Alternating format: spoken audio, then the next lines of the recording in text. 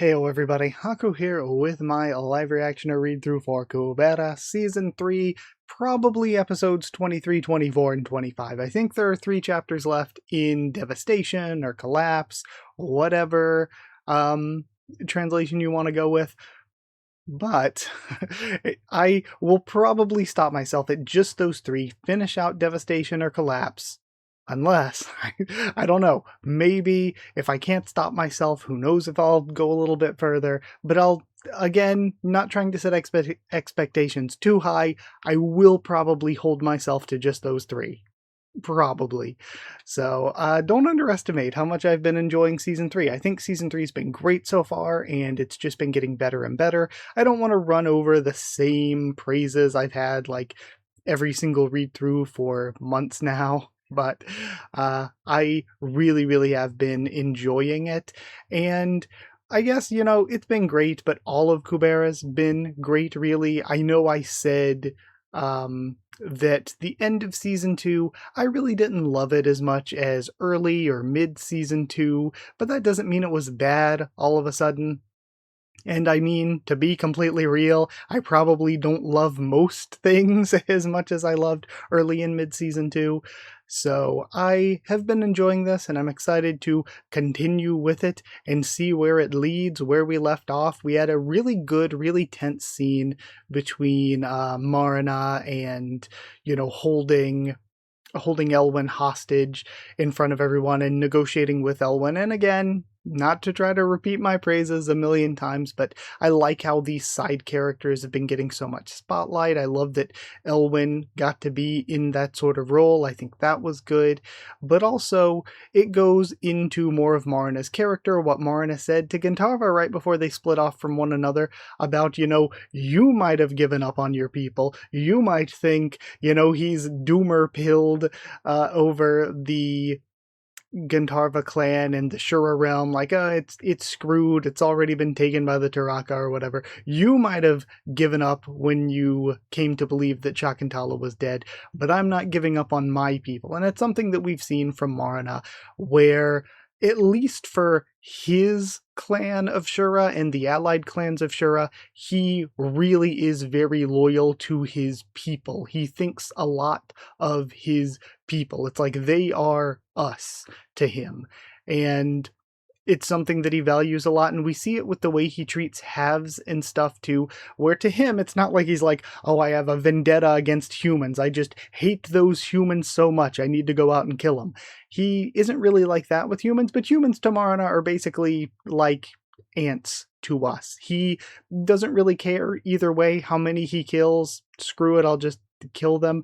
But with halves, maybe, again, just because they are half Shura and everything, he has shown multiple times, a bunch of times, to have a real soft spot for halves. And then, again, for his actual people, his Shura, he's willing to go really far. So he's negotiating to learn how to use the item, to go up a rank and everything. And for him, he's willing to negotiate and be like, I won't kill any of the humans here, because, again, he doesn't really see them as people, necessarily. So he doesn't care if he kills them or not. Sure, I'll make a deal to let them survive if I get to go up, because that's something he's been trying to do for a long time, something that even when he was in his previous stage, he was struggling with. So it's something that he feels he needs to do in order to, and again, he might not keep his word because he doesn't care. He might not keep his word, but he will be at a point where he's powerful enough to actually make a difference against the Taraka. So we will see where we continue from there. Long intro aside, I guess it's not crazy long. Let's start with Season 3, Episode 23. Sierra, there were Shuras falling from the sky. Sierra, I feel like I think we maybe saw like one panel post-time skip. Maybe we haven't, but feels like we haven't seen or heard from Sierra in a while. I think at the very beginning we might have seen a panel, though. Temple of Earth. Why are the turrets? Or maybe it was when we were seeing all the different people who were working with the gods. Not 100%, but I think we did see Sierra at least once. Why are the turrets? The barrier's still working properly, right? Don't tell me your vigor. I don't know, stop talking. And Sierra looks less gender ambiguous in the 4K HD Season 3 Kubera art. What's wrong? Why aren't the turrets working? I shouldn't be that short of vigor. And then Chandra comes in. You don't look like you can maintain a stable barrier. Well, just double checking that okay, sorry, I was just double checking the recording that I was actually on the right screen. Chandra, step away. I'll take over. Right now, strengthening the barrier is more important than finding the Rakshasa. Anyone inside the limits of the Earth barrier is safe, at least. The problem is the Chaos Temple, which lies outside. Okay, so Chandra is not going to step in with what's going on with Marana, but is instead protecting the people. Strange. Why aren't the turrets operating when I'm maintaining the barrier? Even if those Shuras are Tarakas, they shouldn't have enough power to stop the turrets. Is it maybe because of the canceling effect? I mean, I don't know if the turrets work the same way, but the transcendental power canceling effect? Devastation Part 4. How to use the item. What do you mean, Elwyn? Does he want something from us? Have you been asked to pass on what he said? It's about the Eye of Perishment. The Eye of Perishment? Is that what the pledge token's called in the human realm? Now I need to be careful. The Shuras above us are a problem, but there's no guarantee that this one will keep his promise after he develops. True? He might be in league with the rest of them. If Teo tells him about the item and things go wrong, she'll think it's her responsibility. True. This is actually smart of Elwyn to think of, and something that I wouldn't even thought of or have thought of in the moment is, what if the Shuras really wanted to have a powerful Shura? Again, Marana said he would be Gnostica in all but name. If they wanted to have a powerful Shura go up a stage like that, they could fake an attack. They could fake an attack and then be like, only I can stop the attack, but you have to tell me how to develop to the next stage. And once they get that info, then it's like, okay, well, we got what we wanted. So from the human's perspective, he could just be lying. Would it be better for me to tell him instead? Then at least it won't be Teo's fault. The Eye of Perishment. I know about it. Somebody raises their hand. Hello, Elwyn, and we have Innocent. We have Kaz and Lise. I thought you said only the priestess could access this information. Right, I don't know. Maybe he just wants to pretend he knows. I'm not pretending. I really do know about it, Elwyn. That's an item that makes Shuras develop. What do we do with this clueless idiot? I love this face. I love the the face here too. Especially the Lee's face. It's so good. So anyone could access the books. You dare lie to me to buy more time? No, I wasn't lying. You could just say he's a priest candidate. And then an attack comes in. Everyone defend Teo. No, I'm fine. Protect Kaz and Elwyn instead. Talk. You see for yourself that there's no time to waste. Well, it's the chaos barrier goes up automatically as long as there's someone in the city with the right birth attributes. The priestess and the priest candidate are different in name only. They play the same role. So when they enter restricted areas of the temple, the protections don't differentiate between them. You mean that boy is a priest candidate, and he knows about the item. I thought it would be difficult to get the priestess to talk, but this one looks easy. Tell him to talk about how the item is used. Why are you being stubborn? Do you not grasp the situation? Elwyn, is he holding you hostage because of the Eye of Perishment? Is he going to let you go once we tell him about it? No, Kaz, that's not... I'll tell you, then you can let Elwyn go. This one is easier to talk to. Kaz, you idiot, moron. And we have the bursts in the distance now. We see Agni fighting. A whole crowd of them at a time like this. If I don't wipe out the lot, they'll open their eyes and I won't be able to use fire assimilation anymore. But how do I kill them quickly while my attack transcendentals are being disrupted? And we have blasts blowing through them. And he looks over to see Gandharva taking a more mature form. I'm not trying to run away. Don't misunderstand, Agni. I'm gonna fight on your side. Okay, so for now, He can prove himself with actions a little bit. Okay, I'm interested to see where this will go with them. Great chapter once again, though. I've mentioned before, of course, a lot. I really, really, really like this conflict. A lot.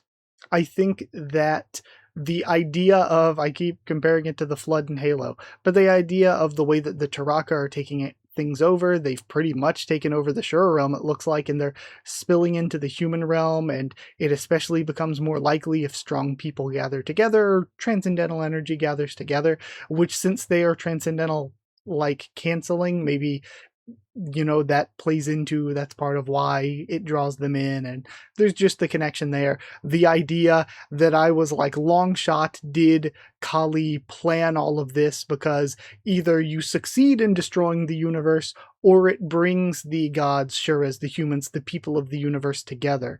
Either you succeed in destroying it if that's what you wanted, or everybody gets brought together. Is that a potential thing? And I love the conflict between Agni and Gintarva. We've been doing that for a long time. The conflict between Gintarva and Marina, we've been doing that for a long time.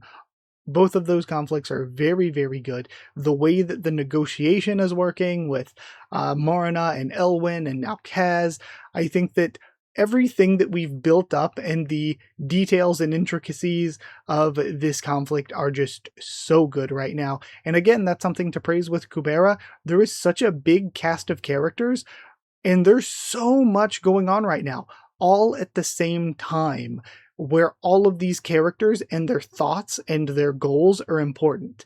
Like, think about it right now. The thoughts and goals of Elwyn, because Elwyn is trying to work this out with Marina, but also suspicious of Marina, and also trying to save Teo, not just physically, but mentally, and worrying about, okay, should I do it or not? But if I do it, should I do it myself or have Teo do it? So we have that coming. And if she does it herself, then Marina will know that she lied before, right? So we have that. We have the different things that Marina wants here. And like I mentioned at the start of the video, what he cares or doesn't care about, and what his real goal is with all of this. Then, of course, all of the intricacies of Gintarva, how he felt and how he now feels about himself and about the humans and others, and maybe physically proving himself now. You've got Agni, Chandra, their thoughts and goals, and how Agni left Brilith in the middle of things and would regret that he did so. And then, of course, Par and Teo also having their own goals in all of this. There's so many characters with this one conflict going on, and all of them matter. And they don't just matter in a superficial sense of, oh, this person is doing this thing, like what Chandra's doing right now. And again, having Chandra choose to protect the people over choosing to go after Marina. But it's, again, not just surface level as, oh, we need somebody to do this thing. This character is doing this thing. It's, no, all of these characters are making choices here, and the choices are telling us more about their characters between Elwyn and Kaz and Marina and Agni and Gintarva and Chandra. It's so, so good to see. And even like it's a smaller thing, but Teo being like, protect the others, forget about me, but Par saying to protect Teo. Again, seeing the different values and the priorities of all these different characters. Again, the priority of Gintarva here, not running away, but helping fight. The priority of Chandra to protect the people instead of going after Marina. Very, very, very good stuff. I can't praise how deep and interconnected this is well enough. And the reason I'm yapping so much about it is because it's so different from so much of anything else I read, and especially now that I've talked about it more. At first I was like, oh, I might be onto something, but then as I went through the different characters, I was like, oh wow, it's crazy how much I can pull out of this. It's crazy how much detail that there is. And again, so many things that I would read, there's a conflict like this going on. There's an invasion or something, and it's like, okay, this character's doing this thing, this character's doing this thing. And I would count that as development. I would count that as time for those characters. But in comparison, this is just even so much deeper than that, because it's not that, okay, we need Gantarva to fight like this, or we need Chandra to work the barrier. It's not just we need this character to do this, or we need this character to do that. Like I said, now that I've gone through it and thought about it, all of these characters are making choices and informing us of their priorities as readers. It's so incredibly good. So good. Like, the more I talked about it, the more it just kept unraveling how detailed and how good this writing was. Wow. So, before we move on to episode 23, let's check out this week's Afterword. This episode's Afterword starts with the link, says Golden Trees. Then, in part 2, the Temple of Earth was mostly just roughly sketched as a silhouette, but this time its shape has been revealed. The background for the Eloth Magic Guild has also been added to episode 22 of part 3, so if you haven't seen it, please check it out. A cheerful fellow, I love this panel so much. He's the guy who single-handedly goes around making this atmosphere, where the comedy is practically impossible to use, feel just like part 1. However, the surrounding characters are definitely not in the mood to play along with his jokes. The creature next to it, I can't tell if it's a cat or what, but anyway, has grown a lot. Its appearance is similar to part 1 though. Then, even during that time, there's a limit. Sierra, who was considered remarkably youthful for a pureblood, but 7 years later, he was like that. Damn, okay, Kurigam. Did all the pent-up aging come rushing at us? Damn, Kurigam, he doesn't look that old. Jeez, he looks like he could still be like late teens or early 20s for most series. Jeez. Flame assimilation is generally this kind of technique. Flame Fairy Tale was probably introduced as a technique like this from the beginning, back when it was on Naver Webtoon, but for some reason, I never had a chance to draw it fighting in this way in the Webtoon. I took this opportunity to show you this basic style, and then love everyone who always supports me. Then Empathy 442. What a great chapter. That chapter was amazing. Again, I love the extra context that you get from the blog post, that you get from the Afterword, and also hearing the actual author's thoughts on things. It adds so much for me. So with that aside, really good so far. Let's continue into episode 23. Or 24. Okay, starting episode 24, you were talking nonsense just moments ago. How exactly am I supposed to take this? No, just now I don't want to eat shellfish. Here we go again. But I can't find a reason to refuse help right now, even from a madman. If you want to earn some trust back, try to eat your best. You won't be able to run from that area anyway. And again, I wonder if he is just getting really, really close to bringing up things related to everyone who was there at the moment that they disappeared. But because he's getting close to that, it's messing with his mind and messing with his memories. Because I brought it up last time, it's like, what does everybody think even happened to Saha? But the comments cleared it up and brought it up again. Yeah, they acknowledge that Saha died, but it's like they just can't even think about all the people that were at the disappearance area. So, again, they note that he died, but it's like they just don't even think about how. They don't even think about who. Then I'll try, or if you want to earn some trust back, try your best. You won't be able to run from that area anyway. And then he's firing beams past Agni.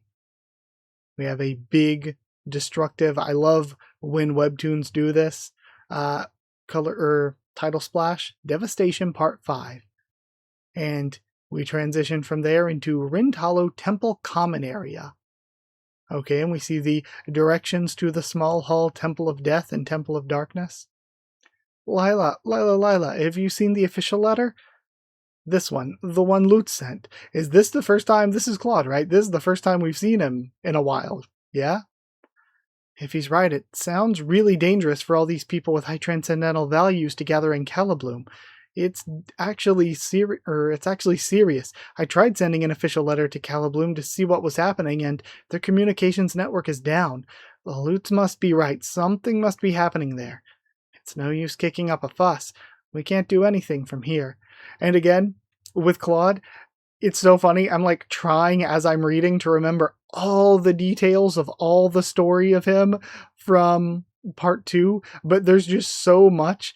Kubera is just so dense with characters and information and knowledge that I feel like I just have to read things again and again and again and talk about things with everyone again and again to actually even remember a portion of all the stuff going on. There's just so much. And then yes, but it would be nice if you showed some emotion before being so rational. I miss the past. What happened to the most compassionate young woman in the world, the girl who used to sob her eyes out when she saw a dying animal? I'm not the only one who's changed. There's not an ounce of sincerity in that fuss you're making. At least I show some obligatory concern. Claude, you've lost even your basic sense of responsibility. If there was a list of humans who've lost their humanity, yours would be the first name on it. Rough. Harsh. But he is the priest of death, so I feel like it kind of comes with the territory. When you're the priest of death, I feel like a bit of, darkness and numbness, kind of a bit of the edge comes with it. No, I can easily think of someone worse than me. Someone who murdered dozens of people to boost her own powers, and disappeared after killing Saha 7 years ago. Ashirahiro. Okay, so he can bring it up. Right, Asha. I'd forgotten about her. Now that you've reminded me, isn't it strange? All the details were written on the letter Lorraine left behind, but for some reason the investigation just fizzled out. No one even tried to locate Lorraine, who was the most important witness. Now that you mention it, it wasn't a case to be lightly forgotten. I don't even think I found it strange until you mentioned it. Lorraine, I'm starting to get an idea. If I'm right, no. But why now? Okay, so their memories are coming back. If their memories are coming back, does that mean Asha is coming back? Potentially Ananja is coming back. And then... Okay. Explain, what do you mean? It's about Asha. That woman's lifespan ended in N13. She was only present during the Battle of N16 because someone gave her a chance. So she should either have won or admitted defeat and died like she was supposed to. But instead, when she thought she couldn't win, she overturned the board so that no one could. And she erased her existence to lie in wait for the last 7 years. Now she's back to try again. In other words, she's cheating. Who exactly did you receive your oracle from? Who do you think? I'm the priest of death. So are their memories coming back because Asha's back? And maybe she is back, and that's why they can now think about her.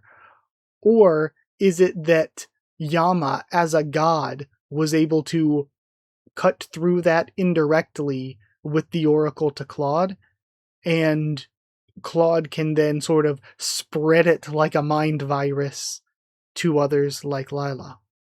I wonder.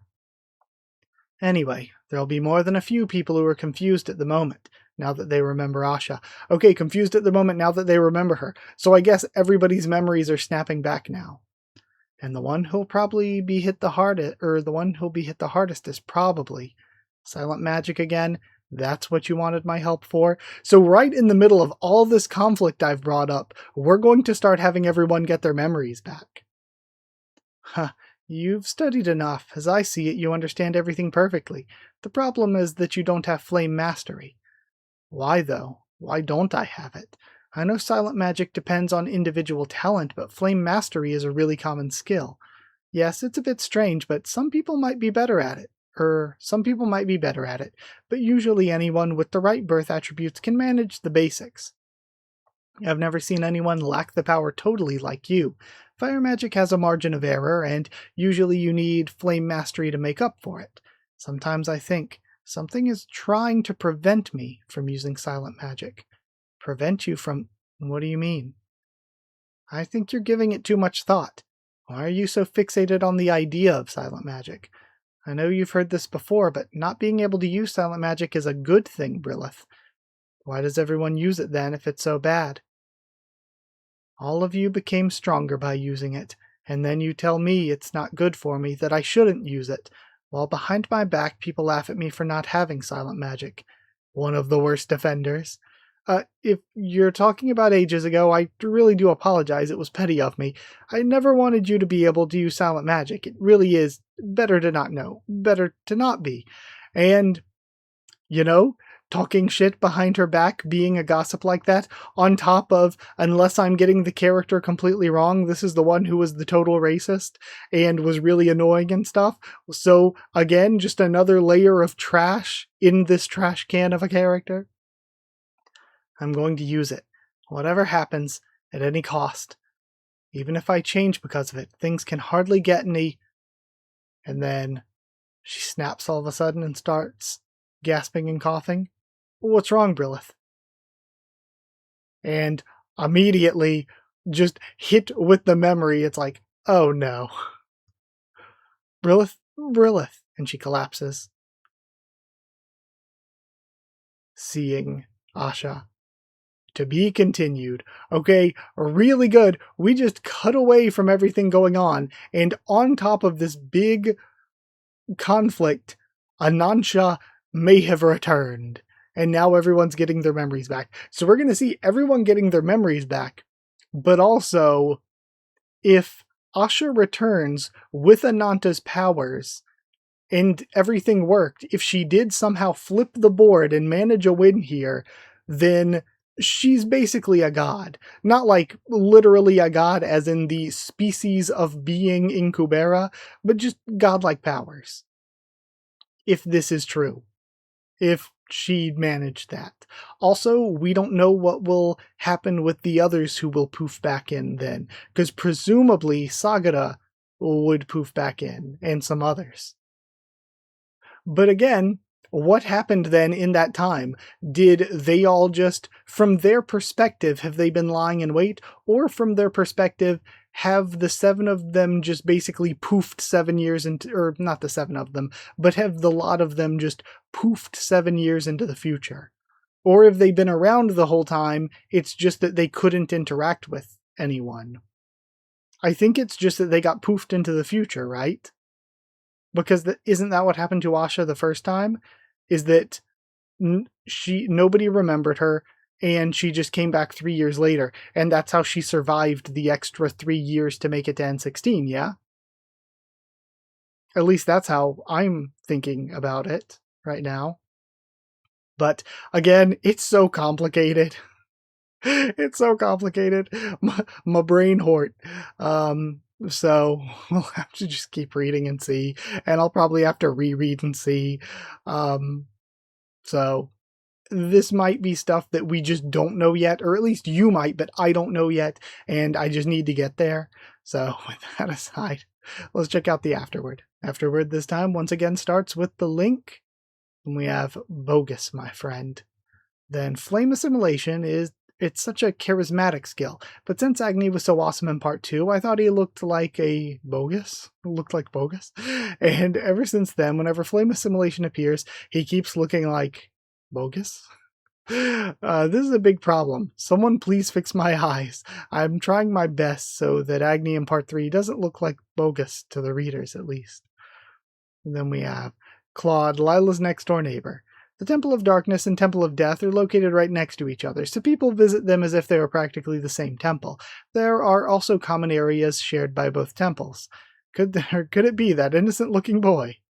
It's hard to imagine, but that is the case. Claude was once a boy like that too. Oh, right. Considering Claude is a pure-blood character, he doesn't look like does he look like he's aged much in the past 7 years? That's right, he hasn't gotten any wrinkles. I simply couldn't bring myself to draw them because there's a more serious problem than that. I like Claude, I really do. Then I can't click the next episode. Alright, 319 Empathy. Really, really, really great chapter. Again, so much depth, and in a conflict that was already incredibly deep, it just gets deeper. Because now, the people involved in this conflict are gonna start getting memories back too. These people that I was just talking about last chapter, like Teo, and I'm pretty sure the gods lost their memories too, right? Because it's just nobody can remember. So how will this affect Agni and Chandra's thoughts on things?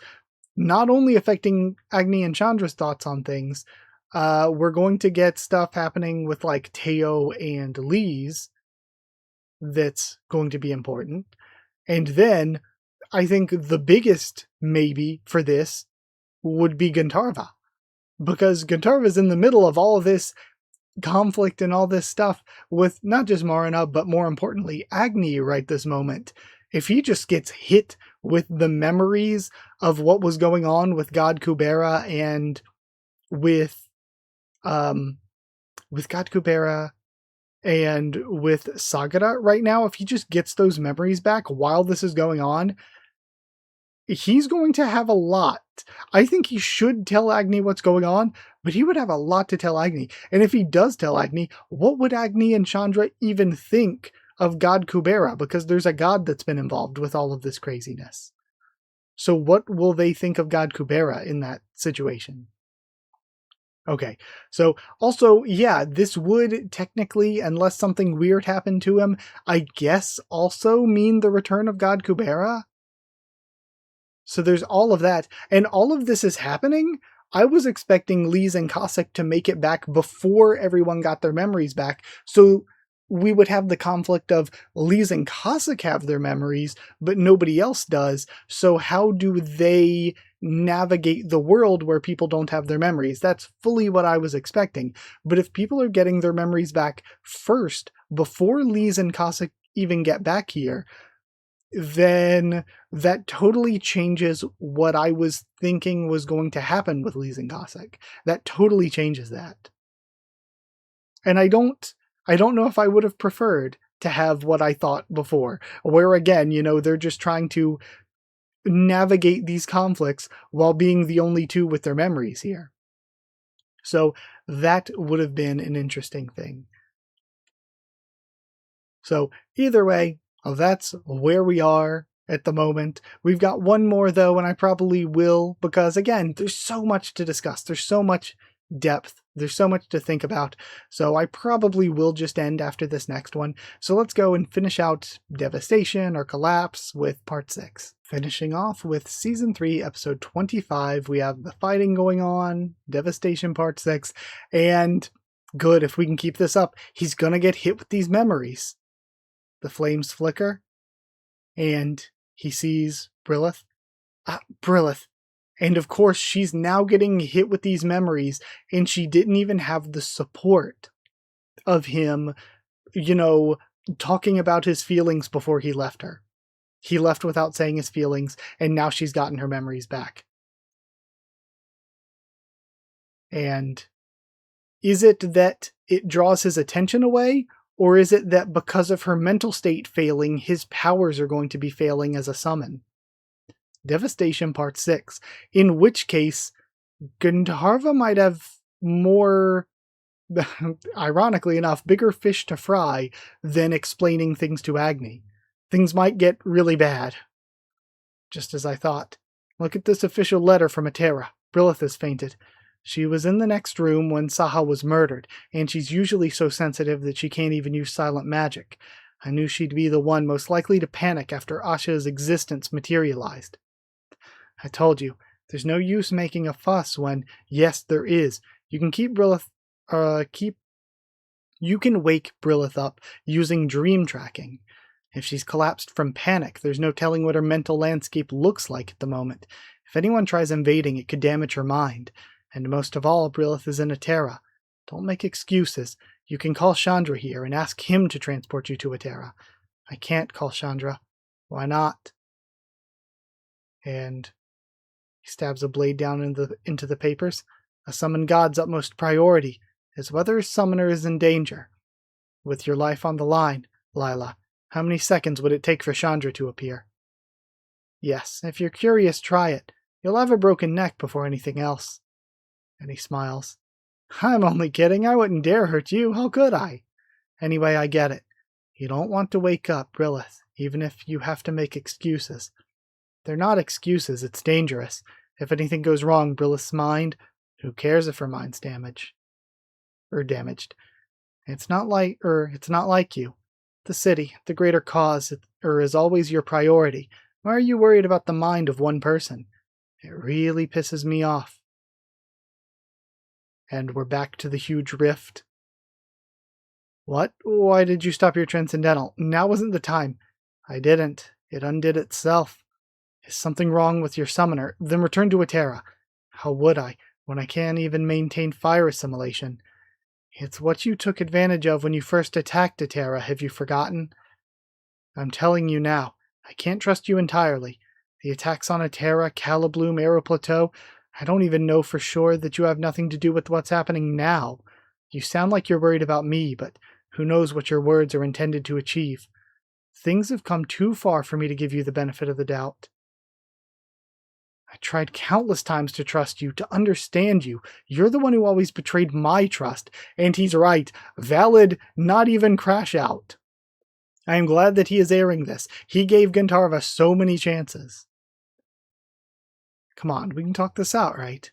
And we're having all of these flashbacks. Glad your conscience is troubling you at least. You. Do you know why Gnostikas don't have an afterlife? No, it doesn't matter. Live. If only for the humans you killed. Find something that you can do for them. And then, what happened before?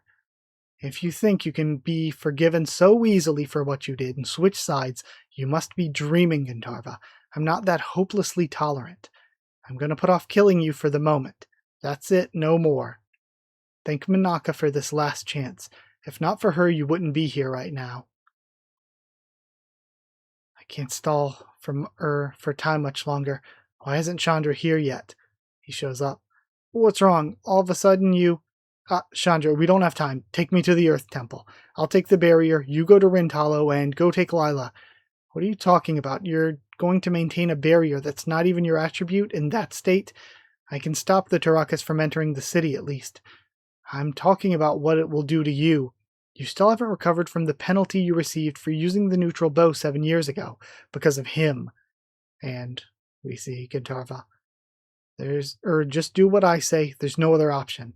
What about him? Transport him to the Earth Temple with me. Okay? You're going to let a Gnostica into the temple? Now that I'm like this, there's no way to kill those Tarakas quickly anymore. Soon, they'll open their eyes, and then Gantarva won't be able to use his Transcendentals either. In his weakened state, he won't be able to defeat the fighters of Calibloom. We can think about whether to kill him or let him live later. Until then, we can keep him inside the city. I suppose it will be difficult to kill him right now anyway, with Agni like this. Locking him up will be better than letting him go.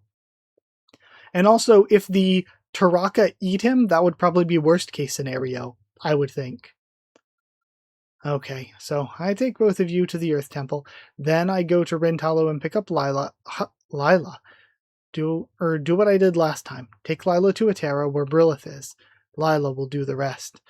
No, you might have been able to transport her, but Lila doesn't trust me enough. If I try to take her with me, she'll be fine, trust her.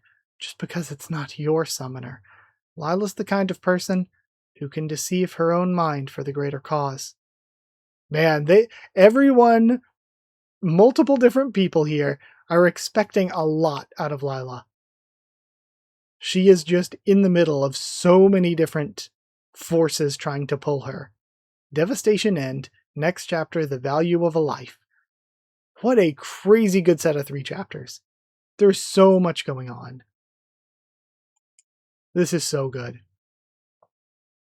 And now, just getting into the depths of all these characters, we have Claude, we have Lila, and Lila doesn't want to do this to Brilith's mind. But Claude doesn't care, and even Agni, who loves Brilith, doesn't care. Like, we have all of these forces trying to pull her a certain way, and what she wants doesn't matter. What she wants is overcome by the greater good, even when what other people think is the greater good isn't what she thinks is the greater good. She's being pulled in so many directions right now.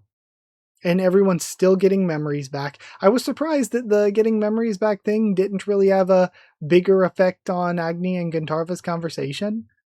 It feels like it should have. But again, I might just not have all the details yet. So, incredible set of chapters. It's so good. I can't wait to see what happens with Asha and the others being back. I was kind of, again, hoping for more of some of these other characters, like more of what was going on with Airi and Clophe, more of that kind of stuff. I was hoping for more of this stuff before like Asha and Sagara and everybody came back. Same with Lise and Cossack having to deal with people not remembering things. I was hoping for a little bit more of that before we got here, but what's going to happen now that they're back? What's going to happen when Lise and Cossack finally get here? So with all that aside, let's go check out the Afterword and then end things for today. The Afterword this time says, I was so grateful to receive a gift from a reader. Since a review is being uploaded today, I'll post a detailed account of the gift in a few days. Thank you so much. If you haven't read the, chapter link as usual, then the falling Agni has no wings. I can't believe the wings weren't just for decoration. Of course it doesn't fly by flapping its wings, but it possesses the ability to fly simply by existing. But not all characters are bound by the presence of wings for their ability to fly. There are cases where they possess the ability to fly even without wings, like God Kubera, and cases where they have wings but lack the ability to fly. Then, that kid, those height-increasing insoles are quite high. Someone asked about the heights of the characters in Part 3. The only characters who would have grown taller over the 7-year period are those who have already undergone physical growth during that time. For example, Lila and Claude. Okay, shown in that picture, both are the same height as they were in Part 2. That's because they're adults who've already passed their growth spurt. What? But you're asking why Claude looks like he has higher shoulders than Lila. Well, that's because we have the item called shoe heels. We can't make you grow taller, but we can raise your shoe heels, just like how we can't make your hair grow, but we can wear a wig. I really like Claude. Again, the wig jokes. And then, what kind of race were you? It would have been fun if he crashed because he couldn't fly, but from the looks of it, it seems like the guy who can't fly isn't appearing at all, right? Then Chandra with a headache again today. In the latter half of Part 2, Agni used the Bow of Neutrality to stop Gandharva from attacking Yarrow Plateau. Some people wondered what exactly the penalty was that Agni received back then, noting that he doesn't look much different now as if he had no penalty at all. But it's not that there isn't much difference. It's at a level where he could deliver a fiery slap to Gandharva just for that one reason and have no one to complain. Dramatic music. Find out exactly what the penalty is in the Value of Life chapter. Okay, Empathy 333, and again, I think a split between these chapters, especially Kurigam hyping it up like this, just makes sense, so I've been doing pretty okay. Again, I wasn't planning for those like 3 weeks or so that I missed. I wasn't planning to miss weeks, but since I've been back from missing those weeks, I've been doing pretty well at having things up normally, so hopefully things will become even more regular with kinda right now, Kubera Thursday is sort of the day it's falling into. Don't know if the day will ever change, but right now it's just kind of where it's hanging out at. So either way, thank you for being here. Thank you for watching. I really do appreciate it. The Kubera fan base, again, I've said a bunch of times, and I saw a video show up from Naya saying like the Kubera fanbase is the best or whatever, and I kind of wanted to click on it, but I was like, just in case of anything spoilery, I won't. But yeah, I really love the Kubera fan base. I think it's been great. So thank you. Thank you all so much for being here. Thank you for your support. Like if you did like the video, comment down there to tell me what you thought of these chapters, what you thought of my thoughts and reaction and all. Subscribe for more Kubera, much more on the channel. If you want to help support the channel by sharing around or dropping a super thanks, it's appreciated. If you want to help support the channel by becoming a member patron, hit join down below to become a member. Go to patreon.com/Haku of the Tubes, or a link will be in the description. You get your name at the end of videos. You get One Piece bingo early, in addition to, of course, just helping me to keep making things.